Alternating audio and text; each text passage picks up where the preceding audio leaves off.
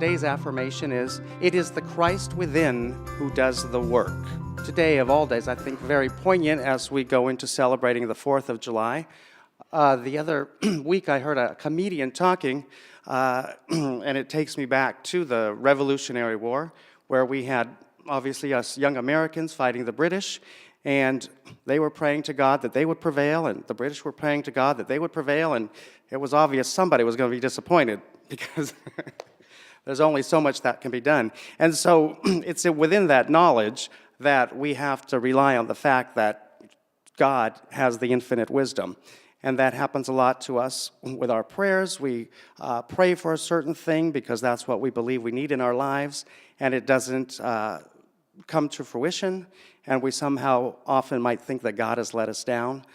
But in reality, he, looking from his higher place, knew that the eventual outcome puts you in your better place.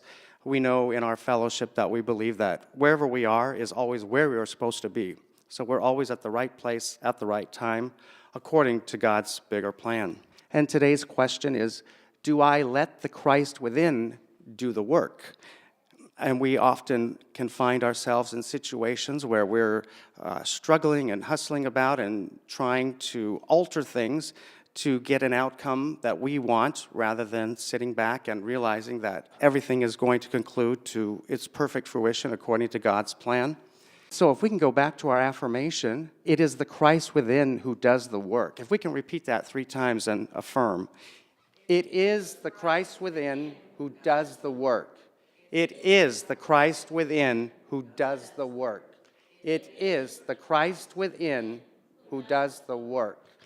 And indeed, in our fellowship, we know that to be the case. All right, before I conclude, I think Reverend Virginia was going to share a few words with us, too. We tend to forget the sacrifices of the people that came to this country because of tyranny. In the past, you know, the same story goes with the children of Israel. They wanted to be free, and there was the Pharaoh. And we've had queens, kings, emperors, we've had dictators trying to subject humankind. But there's a greater part within the human being that has to be free. Let's go back to the early years when Moses was in the land of Egypt and his people were begging to leave, and he was told to go up to the mountain. And that's where God gave him the 10 Commandments. And as he came down from the mountain, and he saw a burning bush, and he asked, "Who are you?" And it was God speaking, and he said, "My name is I am that I am." Now let's reflect on those words. Our forefathers sat down and called it America. Let's put the name on the board. And see, there was a plan from the beginning, because in those 7 letters, and we know 7 is a sacred number, and we will go change those letters, and it will say, I am. So we are that race that was supposed to come forth because we were no longer able to tolerate tyranny. And we wanted freedom, not for that little group, but they had a greater mind that's safe for all people, regardless of creed, religion, because they were persecuted. Our forefathers said, no, this is a government of the people. It's important, every one of us. So as we are spiritual people, but we still have to give that which belongs to God, and it says, the Bible says, give that to Caesar. And many people that I see on election day, they say, oh, why vote? Well, everybody's vote is important.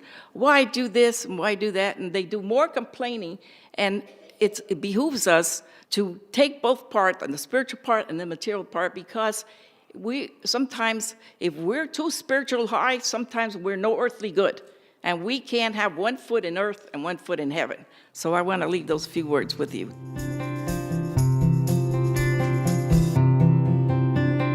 And so as you're going through the week, I imagine we all have challenges. Has anybody ever had a challenge in their life?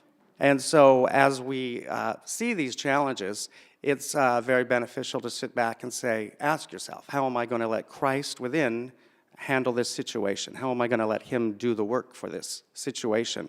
And we know that we need to contribute somewhat because in our fellowship, we adhere to the very commonly heard statement, let go and let God. And in our fellowship, we finish that by saying, let go and let God guide and direct me to the perfect outcome. So there's always a little bit of input. We certainly have an obligation to work with God, but that can be the bigger challenge to face, is to be able to understand and see how it is that the Christ within is guiding and directing you to the perfect conclusion of your situation.